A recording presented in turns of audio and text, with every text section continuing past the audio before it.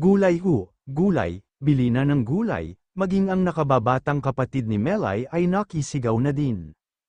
Ito ang trabaho nila, ang maglakaw ng gulay na inaani ng kanilang ama mula sa munti nilang bakuran. Ulila na sila sa ina dahil maagang pumanaw sa sakit nito sa bato, naiwan ang ama nilang napakabait at walang makakatalo pagdating sa pagiging responsable, mahirap man ang buhay. Malaking pasalamat na rin ni Melay na may katuwang siya sa pagtataguyod sa nakababata niyang kapatid na si Anisha. Napakalaki ng agwat nila. Si Anisha ay 5 taon pa lang habang siya ay 25 na. Last year lang din nang mawala ang ina nila. At iyon ay ang pinakamatinding dagok sa pamilya nila. Ganda, pakiwin ko na ang mga gulay mo. Ito na naman si Gardo, ang matyaga niyang admirer. Matanda na ito at lasenggo pa. Tapos ay nababalitang kaya umiiwas talaga sila kay Gardo. Ate, sabi ni tatay, pinutol niya ang sasabihin ni Anisha. Gardo, may pumakyo na, I'd deliver na namin, palusot niya bago hinila si Anisha palayo kay Gardo na ang hawak na naman ay bote ng alak. Tulak ang kariton nila, napadpad sila sa kumpol na mga bata. Nakisilip sila at nakita ni Melay ang isang taong nakahandusay sa gilid at napakadumi din ito. Sa palagay niya ay palaboy na pulubi ang lalaki. Paalis na sana sila nang bigla itong sumigaw. What the? Bakit ako? Hoy, sino kayo? Ninakaw ninyo ang wallet ko. Takbuhan na ang mga bata. Sila ni Anisha ay naiwan na nakatingin sa pulubi. Ayos ka lang ba? Tanong ni Anisha na ubod talaga ng daldal. Nagugutom ka po ba? Dinukot pa ni Anisha ang tinapay nito sa kariton. Sayo na lang ito, busog na naman ako. Hindi ako.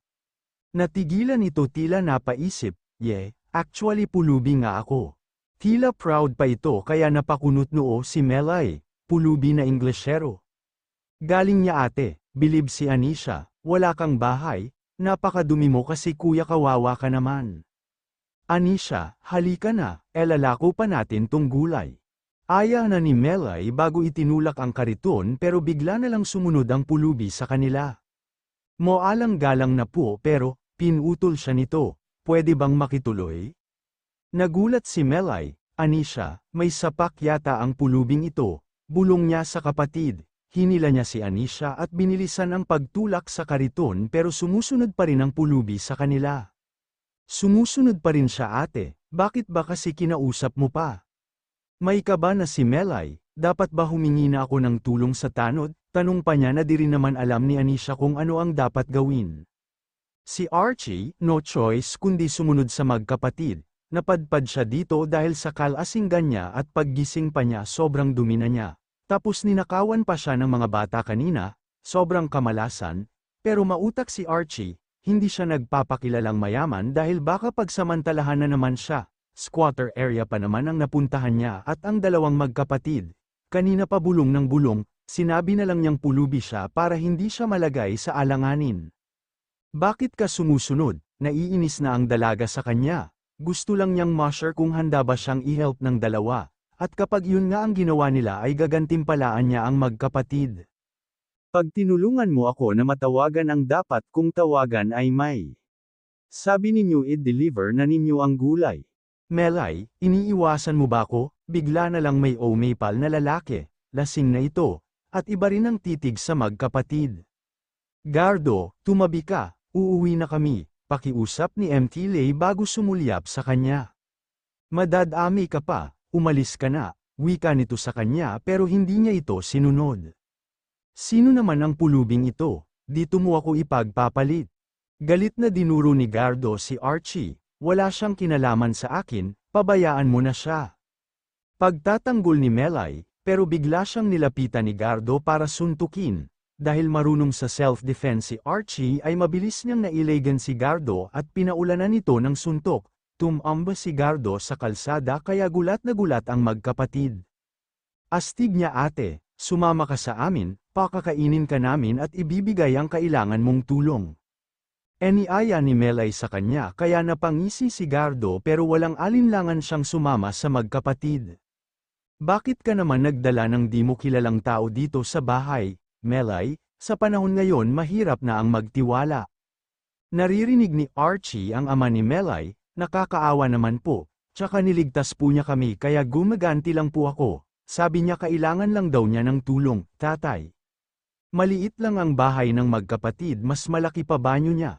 Sila ang tunay na nakakaawa. Sa totoo lang, pinuntahan siya ni Melay nang matapos nitong makausap ang ama. Maligo ka na, tapos sasamahan kita kay Aling Perla para makagamit ka ng cellphone. Nasaan ang banyo? Ang tanong ni Archie. Itinuro naman ni Melay ang labas. Nasa labas. Bakit nasa labas ang banyo ninyo? Big deal ba talaga iyon? Nagtataka ito. Maliligo na ako. Palusot na lamang niya bago pumunta na sa banyo na nasa labas ng bahay. Samantalang si Melay ay nagpunta sa palengke para mamili ng ulam. Hindi sinasadyang nagawi sa mga dyaryong tinitinda ang mata niya. Nakita niya ang familiar na mukha, parang yung pulubing pinatuloy niya sa kanila. Binili niya ang dyaryo at binasa ang nakalagay na information. Negosyante ito na kabilang sa Forbes magazine at talaga namang ubod ng yaman. Tumakbo siya pauwi. Hinanap niya sa ama niya ang pulubi at ayon sa ama niya ay nasa silid daw ito. Walang sabi-sabing pumasok siya sa kwarto ng ama niya at nang makita niya ito ay totoong ang kamukha nito. Lalo't lumanas na ito dahil nakapaligaw na, pero mas nakapukaw sa atensyon niya ang especially as the nitong mahaba na parabang manunusok. Hindi pa pala ito nakakapagbihis. Mahina itong napamura bago tinakpan ang sandata nito. Bakit ba bigla ka na lang napasok? Ang laki ng espada mo. Sa sobrang gulat niya ay nawalan ng malay si Melay. Nawalan ng malay si Melay pero imbis na matarante siya ay natawa lamang si Archie. Ihinigi niya sa kama ang dalaga nang matapos siyang magbihis. Sa lapag nakita niya ang dyaryo na hawak nito. So, nabuking na ba nito na mayaman talaga siya? Napairap si Archie. Ayaw niyang magpakilala na mayaman, dapat magawa niya ito ng paraan. Pero paano? Booking na siya ni Melay. Lumabas muna siya sa silid. Sa kusina ay nakita niya si Anisha at ang ama nito na abala sa pagluluto para sa pananghalian. Nagulat pa nga si Anisha nang makita siyang malinis na dahil hindi na siya mukhang pulubi. Ikaw na ba yan, kuya? Foggy ka po pala, lamang na lamang ka pala kay Kuya Gardo. Anisha, binabanggit mo na naman si Gardo. Saway ng ama nito. Iho, maupo ka na, patapos na ito, at bago ka umalis kumain ka na muna. Si Melay, sasamahan ka niyang makitawag kila Aling Perla para makauwi ka na sa dapat mong uwian. Paliwanag nito na ikinatango lamang ni Archie, ha? Pulubi si kuya kaya saan po siya uuwi? Nakakunot ang noo ni Anisha, tsaka iniligtas po niya kami mula kay Kuya Gardo. Isang suntok lang po niya. Pagmamalaki pa ni Anisha na ipinagpapasalamat naman ng ama nito sa kanya dahil nga walang masamang nangyari sa dalawa. Anisha, may uuwian naman ako, sa kalsada. Pulubi ako, di ba? Sanay ako sa kalsada. Sabi na lamang niya para di na ito magtanong pa. Well, the truth is kailangan na niyang bumalik dahil may mga naiwan pa siyang trabaho, at hinding-hindi na talaga siya magpapakalasing ng sobra para hindi na maulit ang nangyari. Si Melay pala, tanong ng ama kaya sumagot agad siya. Nasa kwarto po, napagod yata, palusot niya habang napapangiti dahil bumabalik sa memorya niya ang nakakatawang reaksyon nito sa sandata niya. Anisha, tawagin mo ang ate mo nang makasabay na sa pagkain. Ilang sandali pa bumalik na itong kasama si Melay na lutang pa rin, napatitig pa ito sa kanya, parang may nais sabihin, pero di nito magawa dahil sa ama't kapatid nito na kasalo nila. Matapos kumain ay hinila siya nito sa labas. Mayaman ka naman pala, ba't nagpapatulong ka pa, ha? Niloloko mo pa kami ni Anisha, awang-awa pa siya sa'yo tapos mayaman ka naman pala, naiinis ito sa kanya. Hindi ako mayaman, baka kamukha ko lang ang lalaki na yan, bakit naman ako magpapanggap na pulubi kung mayaman ako, maniniwala kaya ito? Pero kamukha mo ito, hindi ako naniniwala sa'yo na hindi ikaw ito. Pagpipilit ni Melay kaya sumuko na si Archie, bistado na naman siya, ba't pa siya magdadahilan? Oo na, that's me, yun naman pala bakit nagagalit ka? Sinong hindi magagalit sa ginawa mo? Niloloko mo lang kami ni Anisha, ganyan ba ang trip ninyong mayayaman? No, I didn't mean to offend anyone, aksidente lang na naging ganoon itsura ko, lasing ako. And hindi ko alam kung saan-saan ako napunta tapos ninakawan pa ako. Ayaw ko namang sabihin na mayaman talaga ako kasi baka, pinutol siya ni Melay. baka pagsamantalahan ka namin, sabagay. Ganyan naman ang isip ninyong mayayaman, tumalikod na si Melay. Umalis ka na, baka malaman pa nila Papa at Anisha. Ayaw kong makaapekto ka sa amin dahil hindi ka naman namin kilala talaga. Mariing na pabuntong hininga si Archie, umalis na siya, nakitawag na lamang siya sa tindahan para sabihan ang driver niya na sunduin siya sa lugar na ito. Saan ka galing? Sabi ng driver mo na wala ka daw bigla sa bar na tinatambayan mo. Alalang-alala ang lola ni Archie. Apo, may kalokohan kang ginagawa. Sabi ko naman sa'yo magseryoso ka na sa buhay, di ba? Napakunot noo si Archie. La, matino naman ako ayos lang ako, may pinuntahan lang po ako. Magbihis ka na, may pupuntang bisita dito, ha? So, ito pala ang ipinunta ng lola niya? Blind date na naman ba ito? Napailing-iling si Archie. Parang mas peaceful pa ang buhay niya kanina kumpara ngayon na nakabalik na siya. Si Jana, tanda mo, gusto kanyang kumustahin. Sabi ko naman she's always welcome at sabi ko'y single ka pa until now, same daw kayo. Lola lang niya ang kinikilig, nakafocus po ako sa kumpanya. Hindi ka nakakaramdam ng init sa katawan, apo? Hindi ka naman bading, di ba? Makipag-date ka naman, 28 ka na. Wala akong time, la. Simpleng sagot niya bago dumiretso na sa kwarto niya. Si Melay pa rin ang nasa isipan niya. Galit kasi ito sa kanya dahil sa ginawa niyang pagsisinungaling. Tahimik na nagpapahinga si Archie sa silid niya nang kumatok ang lola niya. Ayaw talaga siya nitong tigilan kaya naman nagdesisyon na lang siyang umalis na muna. La, I'm leaving, gusto ko munang matahimik kahit ngayong araw lang po. Si Jana, hinihintay ka na sa baba, hindi mo man lang ba kayang? Hindi ko nga ho siya gusto, wala pa sa isip ko ang magnobya o mag-asawa. Sana naman maintindihan ninyo iyon ni Lolo. Umalis si Archie at isinama niya ang driver niya. Sir, ba't nandito ka po sa area na ito? Squatters area po ito, malapit na ring i-demolished, sisirain nila ang mga bahay dito, hindi siya makapaniwala, oh. Pero paano na ang magkapatid? Nahagip ng mata niya ang dalawang magkapatid na nagtutulak na naman ng kariton, binili niya ang driver na huwag magpapakita, bumaba siya para tumulong sa dalawa. Nagulat pa nga si Anisha at tuwang-tuwa din at the same time. Hinahanap ka po namin ni tatay kahapon. Pasensya kung nawala akong bigla. Napasulyap siya kay Melay na hindi siya pinapansin. Melay, totoo ba na i-demolish na ang lugar na ta? Bakit ano namang pake mo? Ate ba't masungit ka kay kuya? Tak ang tanong ni Anisha. Hindi ka naman kasama sa mapeperwisyo kung mawalan kami ng tirahan. Nakapagdesisyon na kami ni tatay na lumipat. Di mo na kailangang alamin pa kung ano ang mangyayari sa amin. Si ate po naghahanap po ng trabaho. I can help you. Talaga po, Anisha, umuwi na nga tayo at wag mo na siyang, pinutol niya si Melay. Gusto mo ng trabaho? Bakit hindi mo tanggapin ang alok ko? Libre lahat. Kasama lang sa bahay at para sa tatay mo may offer din ako. Imbis na pair alin ang pride mo tanggapin mo na ang alok bilang kapalit na rin sa pagtulong ninyo sa akin. Lumapit siya kay Melay, o baka dahil naiilang ka kasi nakita mo na Otto, napangisi pa si Archie, pinisil ni Melay ang hinaharap niya. Bakit ako matatakot? Nanlaki ang mata ni Archie dahil sa ginawa ni Melay.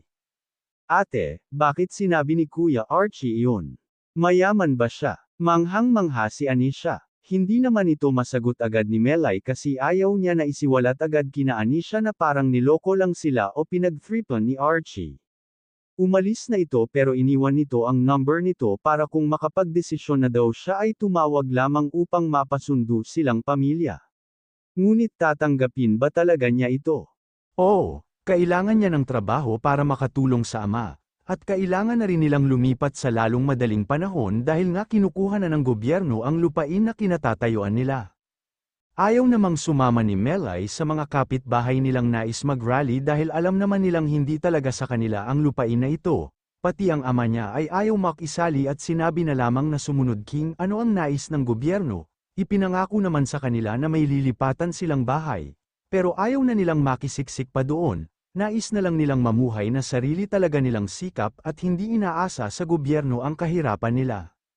Bakit ganyan ang itsura mo? Tak ang tanong ng ama niya nang makauwi. Nakita po namin si Kuya Archie at galit po si ate. Hindi ko nga po alam, Ba't ang sanggit na niya kay kuya?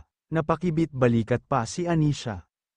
Tay, mabait naman po si kuya, di ba? Humihingi pa ito ng kampi sa ama nila palibhasa, hindi nito alam na mayaman talaga si Archie at niloko lang sila kasi nga walang tiwala sa kanila ni Anisha. Bakit naman sinungitan mo? Sana inaya mo na muna dito para kumain. Mamaya hindi pa kumakain ang taong yun eh.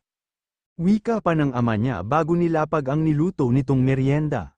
Tay, hindi naman ho siya talaga kawawa eh. Panimula ni Melay, napabuntong hininga pa siya bago muling nagsalita. Mayaman ho si Archie, isa siya sa mga pinakamayayamang tao dito sa Pinas, nasa Forbes nga po siya eh. Malakas na natawa ang kapatid niyang si Anisha. Siguro nag-joke si kuya tapos naniwala ka, no? Hindi, totoo talaga. Nakita ko siya sa dyaryo at umamin naman siya na aksidenteng napadpad lang siya sa lugar natin. Mayaman po talaga si Archie, at sa katunayan nga po inalok niya ako ng trabaho. Maging ikaw, tatay, paliwanag ni Melay. Talaga ba, mabait naman siya, may problema ba doon, anak?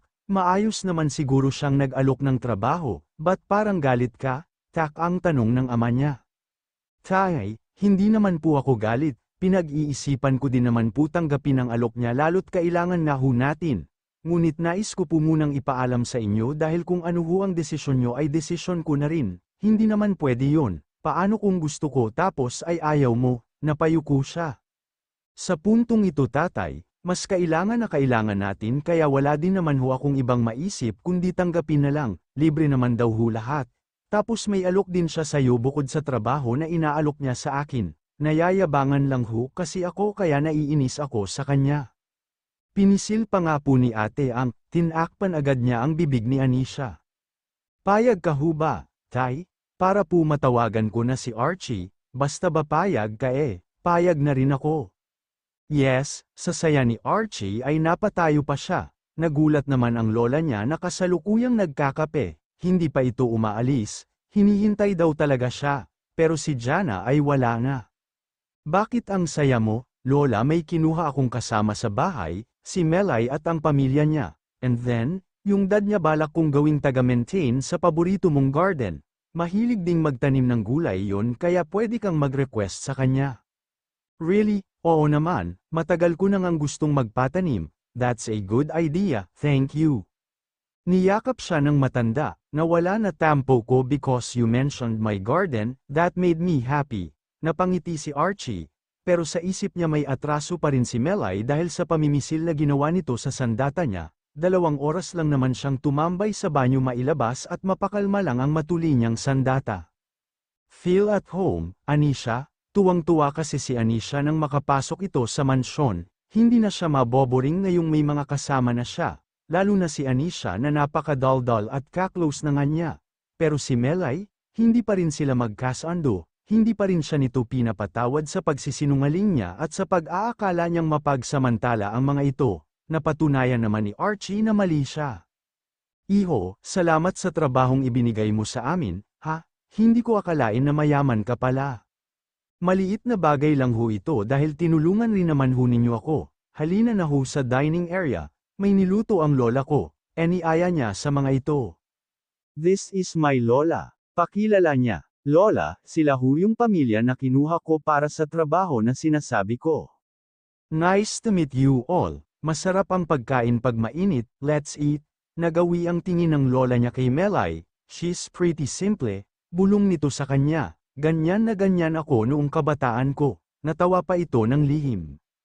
Lola ayan ka na naman, tumigil na ito, napansin niya na hindi ginagalaw ni Melay ang pagkain nito, ilang sandali pa, nagpalam ito na magbabanyo lang, pero alam niya na nagsisinungaling ito kaya agad niya itong sinundan, is there a problem? Ayaw mo pa rin bang? Pinutol siya nito. Ayaw ko lang naisipin mong sayang-saya kami at sinasamantala namin ito. Iba ka pa namang mag-isip, di ba? Sarkastikang tanong nito bago umirap. I already said sorry for thinking na magsasamantala kayo. Gusto ko lang talagang tumulong dahil nagmagandang loob rin naman kayo sa akin kahit di pa ninyo alam na ganito ang estado ko. Lamikot ang mata nito. Sorry kasi hinawakan at pinisil ko ang ano mo.